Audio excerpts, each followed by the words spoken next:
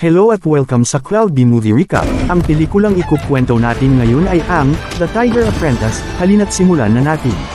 Si Tom ay isang 15 taong gulang na batang lalaki na madalas mabuli sa kanyang paaralan dahil sa kanyang hindi pangkaraniwang bahay.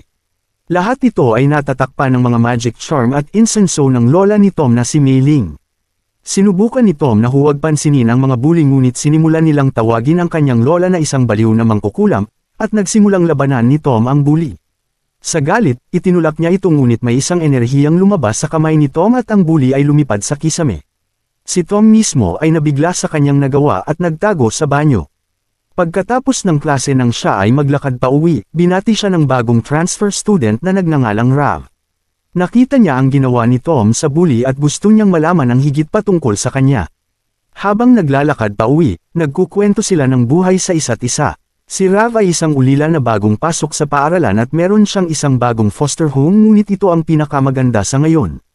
Nawalan na rin si Tom ng mga magulang ngunit sa kabutihang palad ay mayroon siyang mapagmahal na lola na nag-alaga sa kanya.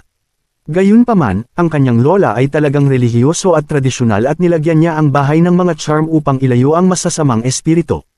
Lumaki si Tom na nakikinig sa mga kwento ng pag-iwas sa masasamang espiritu ngunit sa tingin niya ay gawa-gawa lang ang lahat ng mga kwentong ito at nakagawian na ng mga matatanda ang magkwento ng mga nakakabaliw. Sumang-ayon si Rav at ipinakita ang kanyang pagnanais na makilala si Mei Ling. Sa sandaling marating nila ang bahay ni Tom, matapos makita ang bahay, sa wakas ay napagtanto ni Rav kung bakit pinag-uusapan ng lahat sa paaralan ng tungkol sa bahay na ito. Ito ay literal na mukhang isang templo. Sinabi ni Tom na madalas itong napagkakamalan ng mga tao bilang isang templo at nag-iiwan ng mga prutas sa pintuan. Awkward man pero nagkakaroon sila ng pagkain. Kinamusta sila ni Mei Ling at niyaya si Rav sa loob ngunit tumanggi ito at sa susunod na lamang siya pupunta. Medyo nabalisa si Tom at ipinagpalagay na kakaiba rin ang tingin ni Rav sa bahay dahil sa mga nakakalokong charm. Nagalit si Mei Ling nang marinig yun at hiniling kay Tom na maging magalang. Kahit na hindi niya naiintindihan ang kahulugan ng mga ito, dapat niyang subukang tanggapin ang kahalagahan nito. Biglang napansin ni Mei Ling ang mga pasa ni Tom at napagtanto niyang muli siyang nakipag-away sa mga bully. Pinapayuhan niya siya na gamitin ang kanyang isip at puso sa halip na ang kanyang mga kamao. Ang angka ni Tom ay nag-uugnay sa libu-libong henerasyon ngunit sa halip na ipagmalaki ito, gusto lang niyang maging isang regular na bata. Si Mei Ling ay bigo sa pagsasabi sa kanya ng parehong bagay araw-araw kaya nagpasya siyang sabihin ang buong katotohanan. Bago magsimula ng seryosong pag-uusap, hiniling ni Mei Ling kay Tom na ibalik ang mga charm sa bahay. Nang ginagawa iyon ni Tom, isang lalaki ang lumitaw sa kanyang likuran at sinabi na ang mga charm ay dapat ilagay sa isang tamang pwesto. Ipinakilala niya ang kanyang sarili bilang Mr. Hu, isang dating kaibigan ni Mei Ling. Si Mr. Hu ay inamoy si Tom at sinabi kay Mei Ling na naramdaman niya ang fasyu sa bata. Ito ay tanda ng pagbuo ng mga kapangyarihan sa kanya. Sa ganoong kaso, ang pag-alis ng mga protection na charm ay maaaring magdulot ng maraming problema. Tahimik na nakikinig si Tom sa pag-uusap na ito dahil wala siyang ideya kung ano ang pinag-uusapan ni na Mr. Hu at Mei Ling. Lalo siyang naguluhan nang sabihin ni Mr. Hu na hindi siya ordinaryong tao kundi isang mandirigma ng Circle of 12 Zodiac na nanumpa na protektahan ang tagapag-alaga ng Phoenix. Bago maipaliwanag ni Mei Ling ang lahat sa kanyang apo, isang lindol ang kanilang naramdaman. Ito ay ang pagdating ng isang masamang mangkukulam na nagngangalang Lady Lu. Inilabas ni Mei Ling ang kanyang kwintas na bato at ibinigay ito kay Tom. Sinabi niya kay Mr. Hu na kunin si Tom habang hinahawakan niya si Lu. Nagpadala ang mangkukulam ng ilang masasamang espiritu na tinatawag na Yaoguai at siya mismo ang humarap kay Mei Ling. Naglaban ang dalawa ng matindi, at matapos makalayo ng kaunti sila Tom, si Mr. Hu ay naging tigre at nagsimulang makipaglaban sa mga espiritu. Hindi alam ni Tom kung ano ang nangyayari at patuloy na tumatakas. Bumalik si Mr. Hu upang tulungan si Mei Ling ngunit huli na ang lahat. Isinakripisyo ni Mei Ling ang sarili para patayin si Lu sa pamamagitan ng paggamit ng explosion spell. Bumukas ang langit at bumaba ang ghost cart para buhatin ang kaluluwa ni Mei Ling dahil siya ay mula sa marangal na pamilya ng Phoenix Guardians. Nawasak ang bahay kaya inalis ni Mr. Hu si Tom. Nakarating sila sa isang maliit na tindahan ng sinaunang kagamitan kung saan nakatira si Mr. Hu. Matagal na niyang binabantayan sina Tom at Mei Ling para bantayan sila mula kay Lu. Noong unang panahon, ginamit ng Diyos ang sinukuha ang kwintas ng Phoenix upang lumikha ng sangkatauhan. Simula noon, sinusubukan ng mga Dark Forces na makuha ang Phoenix at ang mga Guardian tulad ni Mei Ling ay may pananagutan sa pagprotekta nito at ang mga Zodiac Warriors tulad ni Mr. Hu ay nagpo-protekta sa mga Guardian. Pagkatapos ng kamatayan ni Mei Ling, si Tom ang naging susunod na Guardian. Tumanggi si Tom na tanggapin ang lahat ng ito. Gusto niyang ipagpatuloy ang kanyang normal na buhay at tumungo sa pintuan ngunit hindi siya makatakas dahil naglagay si Mr. Hu ng exit spell.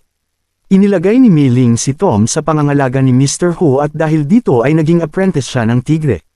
Mayroon siyang ekstrang silid sa itaas at pinayuhan si Tom na magpahinga. Sa sandaling siya ay natutulog, nakilala ni Tom ang Diyosa na sinukuha sa kanyang panaginip.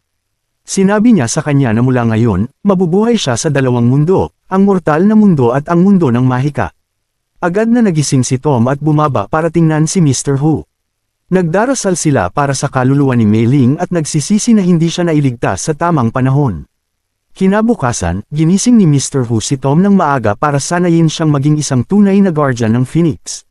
Dinala niya siya sa isang training zone at hiniling kay Tom na saktan siya hanggat kaya niya. Sinubukan ni Tom na patamaan siya ngunit madali lang naiiwasan ni Mr. Hu ang bawat pag-atake niya. Tiningnan ni Tom ang kanyang kwintas at nakuha na ito ni Mr. Hu. Habang nakikipaglaban, dapat ang una niyang prioridad ay ang pagprotekta sa kwintas ng Phoenix. Bumalik sila sa pagsasanay ngunit isang makulit na daga ang nagsimulang mang-istorbo sa kanila. Ito ay hindi isang ordinaryong daga ngunit isa sa 12 zodiac na responsable sa pagprotekta sa Guardian ng Phoenix. Nagdala siya ng nakakagulat na balita. Ang daga ay nakagawian na magnakaw at madalas gumagala sa mga kakaibang lugar. Kagabi ay naghahanap siya sa basurahan malapit sa isang abandonadong gusali nang makita niya ang masamang mangkukulam na si Lu. Nakaligtas siya sa pagsabog at tiyak na babalik para nakawin ng Phoenix. Gusto agad siyang sundan nito ngunit ipinaliwanag ni Mr. Hu na hindi ganoon kadaling talunin si Lu. Siya ay kasing lakas ng isang guardian at may akses sa pinakamadilim na mahika. Iminumungkahi ng daga na dapat nilang tipunin ang lahat ng 12 zodiac at salakayin si Lu.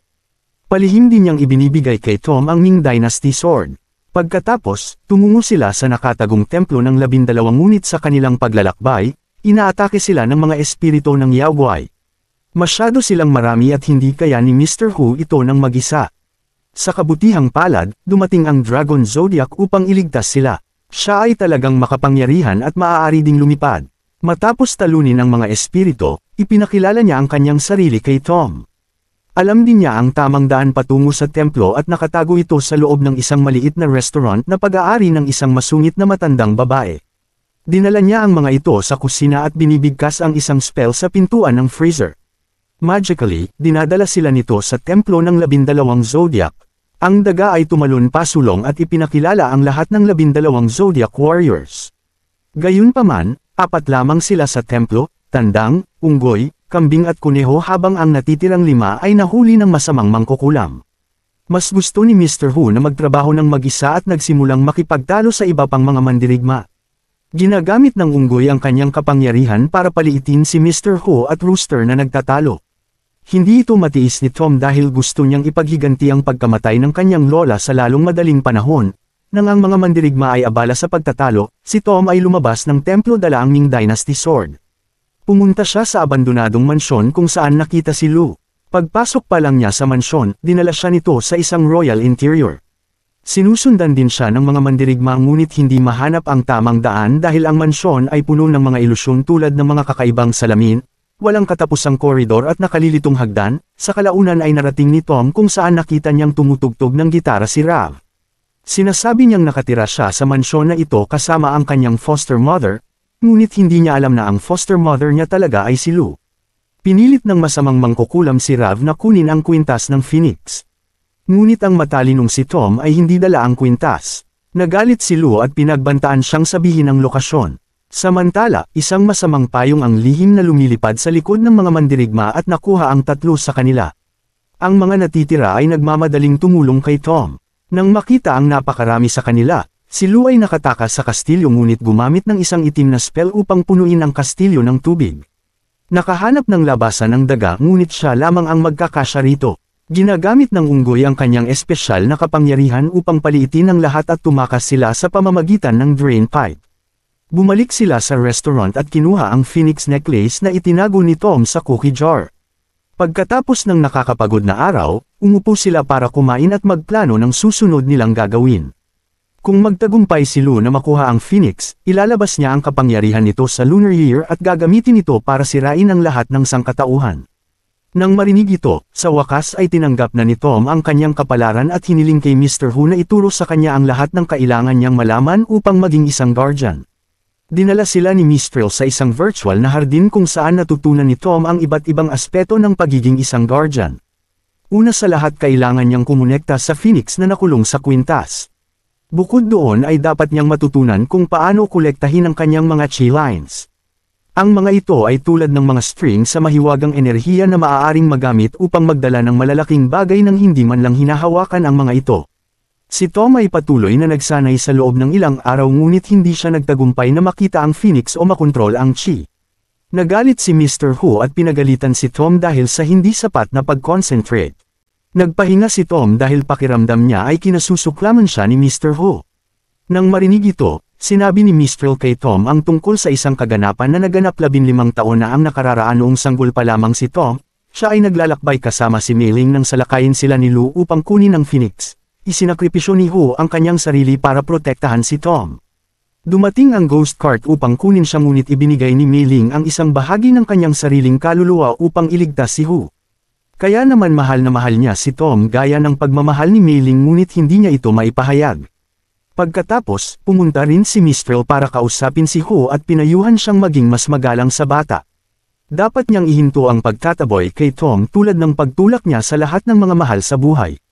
Walang alam si Tom tungkol sa kasaysayan ng Phoenix at binigyan siya ng napakalaking responsibilidad. Habang pinag-uusapan nila kung paano haharapin ang bagay na ito, bumalik si Tom sa kanyang lumang bahay upang madama ang mga alaalang naiwan. Bigla niyang nakita si Mei-ling. Hindi makapaniwala si Tom na buhay ang kanyang lola at nagmamadaling yakapin siya. Hiningi niya ang kwintas. Sa kasamaang palad, si Lady Lu pala ito na nakadisguise.